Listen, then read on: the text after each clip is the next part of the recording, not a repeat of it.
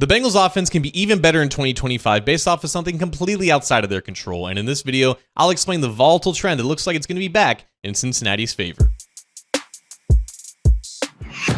Hi again, Bengals fans. John Sheeran of A to Z Sports Cincinnati here, and how can this Bengals offense get better in 2025? Now, there are probably a lot of ways to answer this question. I think the obvious lens is to individual player performances being better than they were last year. And you can probably go through a handful of player examples who need to take that next step, particularly on the younger side, and you can expect development to naturally happen for those guys. Probably the biggest conversation revolves around play calling, because that's just a common thing for every fan base to be mad about, but particularly for Bengals fans, this has always been a hot topic with Zac Taylor and his responsibility here, even though it's a little bit more complex than just him. But I think what we on the outside can afford to look at is what can we expect to happen differently this year, regardless of any other external forces. The beauty of projecting this Bengals team is everyone knows what they have at quarterback, right? Having Joe Burrow gives you a stable year-over-year projection of quality quarterback play that will always keep them in contention, that will always keep them in the conversation. But not everything that happens on a year-to-year basis is stable and is expected to be repeated. But even in quarterback play, there are some statistics and metrics that aren't necessarily stable year-to-year, and turnovers is definitely one of them. But team-wide turnovers, specifically fumbles lost, is something that is completely volatile on a year-to-year basis. And I didn't even think about this until ESPN's Mina Kimes brought it up with Ben Solak when previewing the top 10 offenses, or at least their top 10 offenses for this upcoming season, when they had the Bengals ranked about 4th. And part of the reason why Kimes had optimism for the Bengals this year is because they should be expected to have fewer lost fumbles this season compared to last. And she mentioned that fumbles lost is not necessarily a sticky stat, meaning that if a team was really good at it one year, you can't always expect them to be good at it the next. And when looking at the numbers,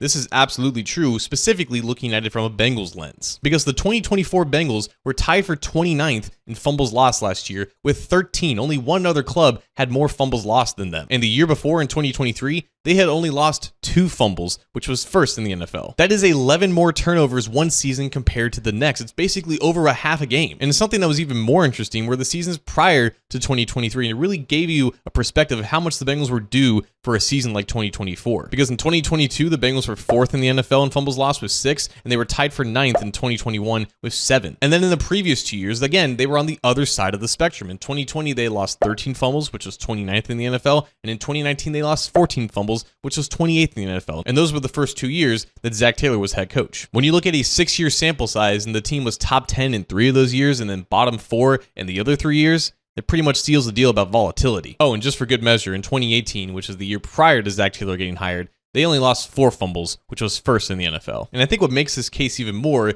is that there is no skill involved in terms of recovering fumbles. It's very much a random occurrence in games, and it's very much just being at the right place at the right time. But if the luck is not in your favor, that can completely turn a game on its head. And it's honestly crazy that in 2 years, the Bengals can lose 2 fumbles one season and win 9 games, and then lose 13 fumbles the next season and still manage to win the same number of games. And maybe that in and of itself tells you that it's not that meaningful of a stat. But if the pendulum does swing back into the Bengals' favor this year, and say they only lose a handful of fumbles, like 4 or 5, as opposed to a baker's dozen, probably one of these upcoming games where the defense may not have it that week, right? Maybe it's a bad matchup and they have to win a shootout. If they play a clean game offensively that week and not have the misfortune of losing a fumble, maybe they score enough points to squeak out a win instead of last year where a lot of those ended up being losses. This is of course just one way of looking at it, but it didn't seem like luck was particularly on the Bengals side last year. And no one can plan for luck. It's just something that either happens or it doesn't. The only thing that we can do is identify when it does happen and when it doesn't, and when we can expect it to happen again. And if we are to play that game, we can't expect the Bengals offense to be a little bit better this year because of it. And that may just give them the edge this year that they were looking for